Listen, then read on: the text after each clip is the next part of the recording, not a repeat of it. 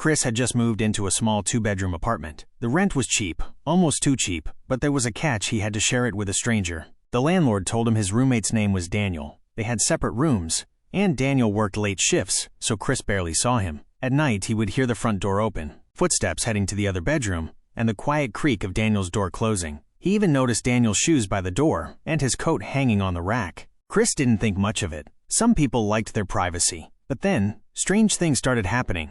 One night, while making dinner, he heard Daniel's bedroom door creak open. Expecting to finally meet him, he turned only to find no one there. The door was still shut. Maybe it was just the wind? But then, little things started adding up. Whispers in the middle of the night, coming from behind Daniel's door. The bathroom light would be on in the morning, steam clinging to the mirror, but the door was unlocked, and no one was inside. Sometimes, the fridge would be left open, food missing. Chris started feeling uneasy. He had been living there for weeks, but he had never actually seen Daniel. One night, curiosity got the best of him, and he texted the landlord, "Hey, just wondering when Daniel's usually around. Haven't really seen him." The reply was almost instant. "Who's Daniel?" Chris felt his heart drop.